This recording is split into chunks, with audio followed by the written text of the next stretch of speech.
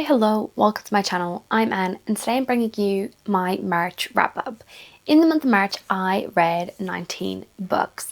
A lot of them were for one particular vlog that is going to be upcoming, and I will be talking about all of those books in that vlog. So I'm not going to talk about them here, but those books were The Bone Season, The Long Way to a Small Angry Planet. We have Cold Magic, we have The Big Black Book of Secrets, we have a 4-book omnibus of Stephen King, which also got The Long Walk off my TBR. So we've got all of those books that I read in the month of March that I'm not going to be reviewing in this vlog, but in this video, but make sure to check out my book battle number 2 vlog that will be coming next Tuesday. So the first book that I want to talk about is Fated in Secrets by L.A. McGinnis. This is book 2 in the Nocturne Vampire Clan, and I gave this one a 4-star. So this one was a little bit of a slower moving novel compared to book 1, where we were following our main character who kind of gets caught in this situation where she ends up being turned into a vampire, and she is a vampire hunter and hates vampires. So we're watching that dynamic. In book 2, we're watching as things have moved on from the ending of book 1, and there's new things that they have to try and deal with. I did like the relationship building that was happening in this one. It was a lot of enemies to lovers in book 1. In book 2, we have a little bit more of a development with that plot, with the romance that's happening, which I enjoyed. And we still have a lot of questions, so I'm very eagerly anticipating book 3. The next one that I read was I'll Keep Her Safe by Jen Morris. This is an ARC read, so massive thank you to Jen for gifting me this book. This is about Poppy, and she ends up having to move in to her best friend's father's house because her best friend has moved and she was living with her best friend. And a romance starts to blossom. So this is the Forbidden on Fruit Street series. So we have all of these books that are all age gap forbidden romances. And I love this book so much. In this one, we're dealing with a toxic ex with a lot of mentions of abuse and financial abuse and mental abuse. So it was a really tough read at times, but it was just so good.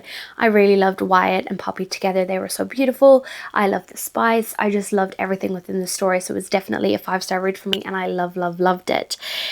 The next one that I read was The Fates Divide by Veronica Roth. This is book 2 in the Carve the Mark duology, and I finally ticked this one off. This has been sitting on my shelf for so long. So this is, again, following on from book 1, so I don't really want to talk too much about it. But in book 1, we're following Syra and Akos, and they are on 2 separate sides when they have to come together due to certain things that have happened within the story and have to deal with their differences, and a relationship starts to blossom.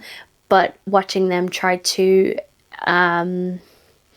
manage that relationship with also the beliefs that they have for the world that they live in. It's a sci-fi novel, and it was just really good. I did enjoy it. I gave it a 4-star. It's not something that I probably will remember, but I did really enjoy the reading experience of it. The next one that I read was Binti by Nnedi Okorafor. This is a 4-star read for me, and I had a really good time with this one as well.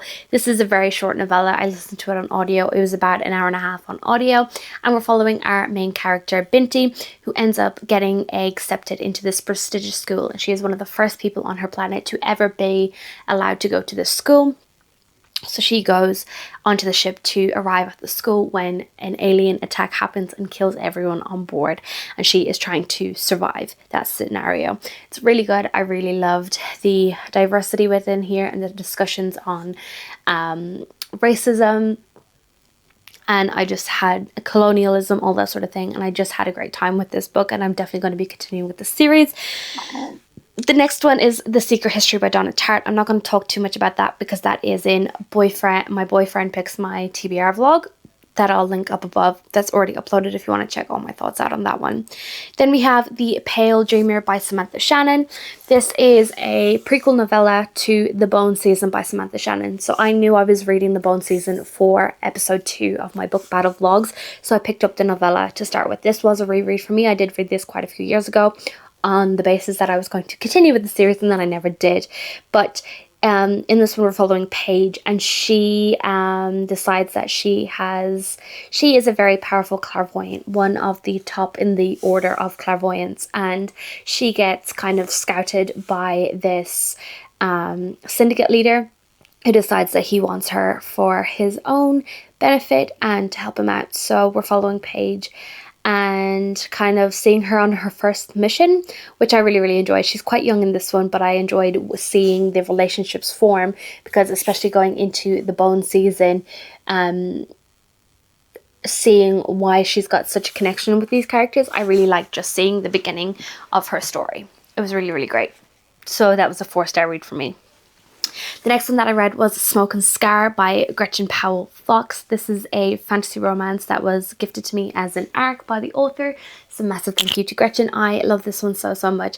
In this one, we're following our main character, who ends up being Illyria. Illyria? I think that's her name. I don't know where I've got that name if it's not.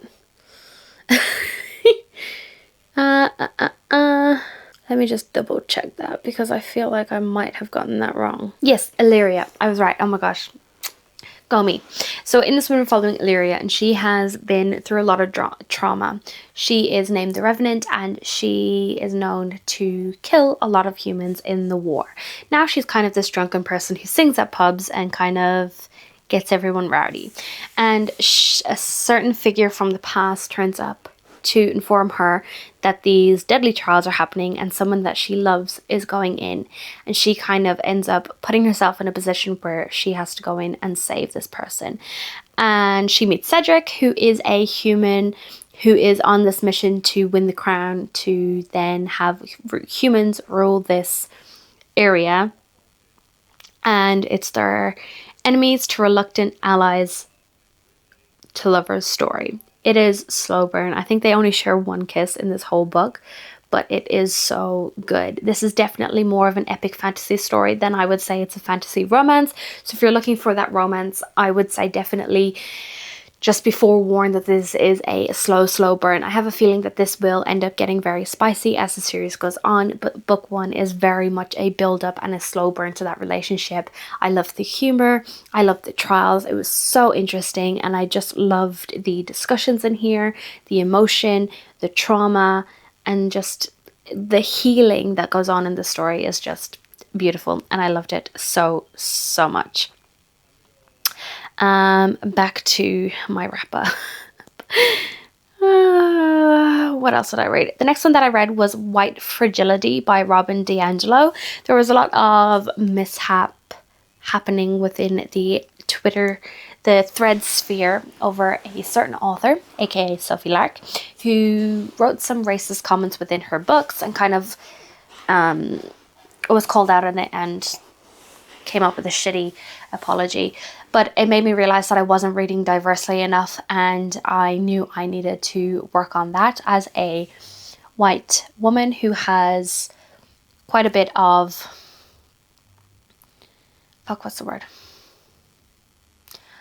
a white privileged woman. I knew that I needed to kind of do some research on this one, and really teach myself about racism. And White Fragility is basically the tagline for this is why it's so hard for white people to talk about racism. So this kind of is a white woman who writes this book, and she's kind of been studying why it's so hard for white people to talk about race.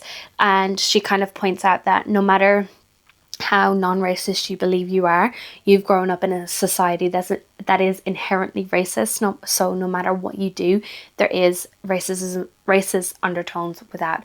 Although there were certain things in this one that did make me uncomfortable, like this author uses the N-word in certain scenes, which I didn't agree with at all. I didn't really like it, and I think that this is definitely not a book that I would recommend for you to learn about racism. I think taking it from a white woman's perspective it doesn't give you the full scope of the issue.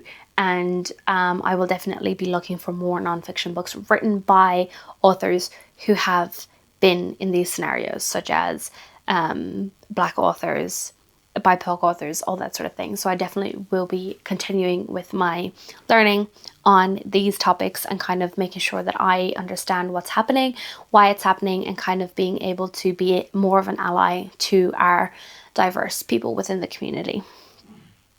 And the last book that I am going to be talking about in this video is, let me just double check it is the last video. No, I've got another one to talk about.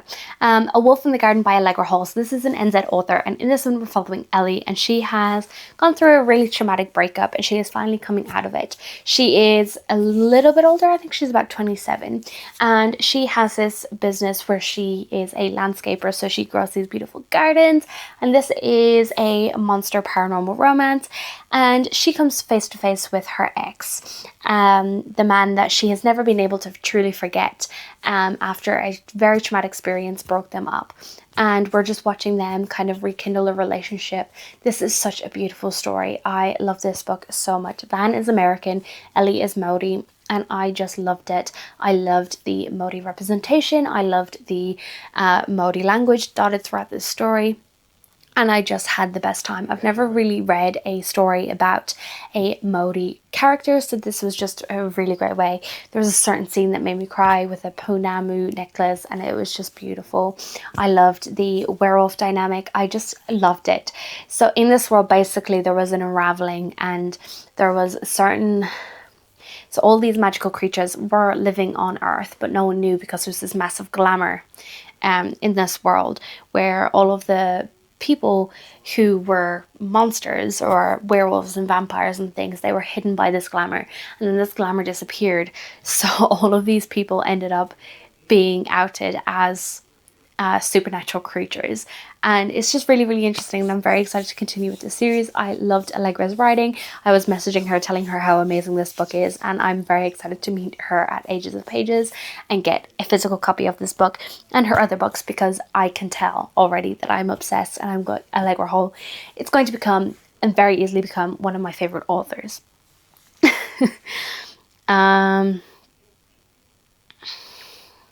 The next book that I want to talk about is All I Wanted Was to Become a Rocket Scientist, and Now I Have an Alien Boyfriend by Petra Palerno. And this is book 2 in the Bubble Babe series, and I reviewed this before. I reviewed book 1 and I had a great time. So this is an alien romance, and in this one we're following a character that we meet in book 1, and she has always wanted to be a rocket scientist. She is very neurodivergent, I would say. She is very uncomfortable around people, and people take her and see her as very weird and different. But now she's on this alien planet, and she's trying to find a life for herself because she can't go back to Earth. And she ends up getting an alien boyfriend. And it's so good. I really, really loved it. I loved how she was like, absolutely not. It's not happening. We're not doing this. Like, nope. Science isn't, like mating is a science thing. Like, just because your body's telling you that I'm your mate, that's absolutely not happening. This is not how it's happening. We're not doing this. And I loved her. She was so sassy, and she was very clearly fighting for human rights within this world and making sure that these women were treated well, and I just really, really enjoyed it. Gareth is a great character, and I just had a really good time with it. I really, really enjoyed it. And the last book that I want to talk about is, yes, because all of those were in my vlog, By the Moonbeam and the Mist by Maria Montoya. This is another 5-star read for me. Maria knocked this book out of the park. So when I read By the Orchid and the Owl, it definitely felt like a debut novel. It felt there was a little bit of things that were rushed and underdeveloped, but I was very excited for this one, especially after the ending of book 1. And this immediately kind of picks up after book 1, and we are watching Raina struggle with everything that happened in book 1 and seeing her try to find out who she is and to realize why things have happened, and kind of discovering everything that's going on, because there's so much that happens within book one, at the ending of book one, that kind of leaves you guessing and leaves Raina very confused and frustrated. I loved the enemies to lovers dynamic, the just the tension between Cohen and Raina was just beautiful. I love Felicity, the monkey. She was amazing and a great comic relief throughout the story, and I just really loved it. I really loved the new friendships that were formed and the old friendships that were continue to be developed. I loved just so many things. The spider war, brilliant. And yeah, I'm really excited to see where this goes. The ending has me shook. The ending had me crying, and I'm still not happy with Mariah for that. I'm not very impressed at what she did with the ending, but I loved it so much, and this is definitely a massive up leveling from book one. Like, I cannot believe that Mariah hasn't like written 4 more books in between book one and book two. The writing is just so beautiful and developed, and it's just great, and it's going to be one of my favorite books of the year. I can definitely tell you that. So that is all of the books that I haven't spoken about in vlogs or upcoming vlogs. And make sure to check out my vlogs if you want to see all my thoughts on these books as well. These ones are all in my book battle episode 2, and my secret history thoughts are in my boyfriend picks my TBR. So if you like this video, make sure to give it a like, comment down below what you read in the month of April, and subscribe if you want to see more content from me. Bye.